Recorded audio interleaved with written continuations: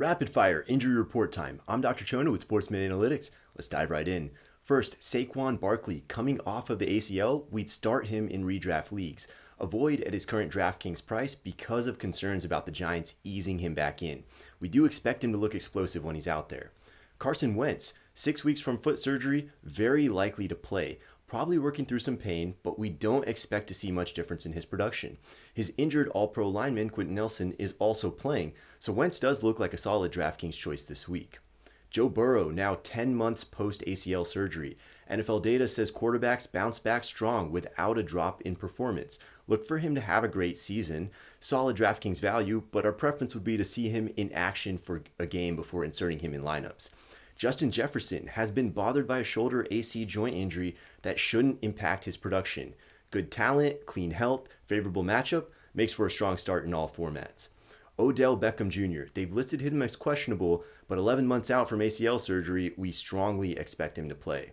The trend with ACLs for wide receivers is a decline in production for the first year, but based on the eye test, prior stats, and athletic metrics measuring around 90th percentile at the NFL Combine, OBJ does have the makings of an outlier. We expect a strong season, and we see him as a major value in DraftKings this week. Clyde Edwards-Helaire, he was dealing with an ankle sprain this preseason, but it looks like he's had enough time to recover. Data says he should be playing like his normal self. DeAndre Swift has been battling a groin injury, but looks to be recovering just in time. Would be a good player to start in redraft or DraftKings format, but we don't love the matchup against the Niners defense, so we will avoid him this week. Austin Ekeler looks like he's going to play, and we expect that he's worth starting in redraft formats, but we're avoiding him in DraftKings at his number 8 highest running back price. It's unclear whether missing practice was related to the same hamstring injury that acted up last year versus just a precaution. We'll know a lot more on him after week 1.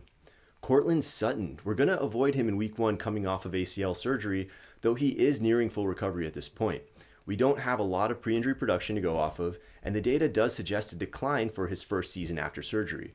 We'll monitor this over the course of the season, but we're playing the odds and prefer other receivers at a deep position. And that's all we got for now. Stay tuned for more.